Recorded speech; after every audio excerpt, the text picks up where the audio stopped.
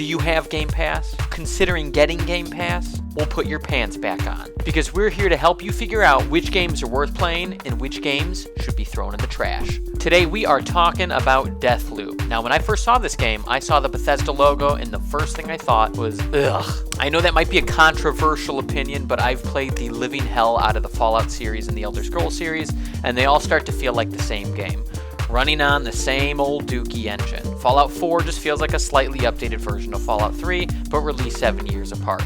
Now, my expectations were extremely low. Thank God Arcane Studios ended up being the developer, because Prey and Dishonored rule. I went into Deathloop completely blind. I had no clue what this game was about. We were actually surprised by the story, so I don't want to give too much away about that, so we're going to focus on other aspects of the game. So let's talk about combat. During those first few hours of gameplay, it does feel kinda generic, like a typical shooter. My biggest issue is that early on with this game, they're really trying to force you to play in a stealthy manner, but sometimes I just want the chaos, baby. Oh my! Come on! What a fucking awesome moment I was about to have. Would you like to have some stealth?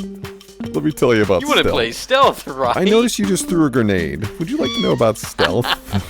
There's a reason for this. I mean, there is a bit of risk associated with dying within the game, so without giving too much away, I think that's why they're trying to push you into this avenue of gameplay. But once you actually get deeper into the game, that's where the combat starts to take off. In the game, they have abilities called slabs, which are these powers that you're going to end up earning that make the combat and the traversal of the maps a lot more fun. Now, remember how I was complaining about every Bethesda game feeling the same? Once you actually get your powers, you're going to go, am I playing Dishonored or am I playing Deathloop? Certain powers are literally identical in 3 of their titles. Wait, is this Shift from Deathloop? Or Phantom Shift from Prey? Or is it Blink from Dishonored? Now don't get me wrong, these powers are a lot of fun, but it's a bit of a letdown when you keep playing new titles and they just keep recycling the exact same powers. Now in my opinion, the biggest downfall of Deathloop's combat is the AI. Are you ever playing a video game where you get into a situation where you're starting to get overwhelmed, and then you run away, and you go about 4 feet away,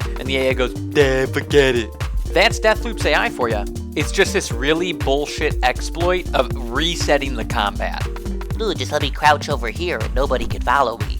For once, I just want an AI that's going to hunt me down, that won't stop at the most minor inconvenience. I want Liam Neeson in Taken to chase me down. In fact, I want a video game where I get to play as the kidnappers and the entire point of the game is running away from a digital Liam Neeson. Where this game really shines, though, is the weapon system and the environments that you're in. I was so surprised by the loot system in the game. There are different rarities of guns, and there are things called trinkets that you can attach to your guns for minor improvements. They really took a page from the Demon's Souls playbook as well, where the better you do, the harder the game gets, and in turn, the better the loot drops become. You could realistically speedrun an area in probably under 10 minutes to complete your objective, but I ended up staying in some of these areas for close to an hour because I did not want to miss one piece of loot. Without a doubt though, the part that intrigued me the most were the environments. Don't go into this expecting some massive open world, but instead a very small, intricate map that you can almost explore every nook and cranny of. So many games now feel hollow or empty, where the environments don't feel like an environment that you actually get to be a part of. So when you go into a game that actually allows you to approach one situation in 10 different ways, that's something that needs to be praised. Now, I'm not entirely sure how to explain this, but games like Deathloop give me a sense of warmth. I'm sure it has something to do with the immersion of the game, but it gives me a feeling that not too many games have given me. Games like Time Splitters 2 or Metal Gear Solid 2.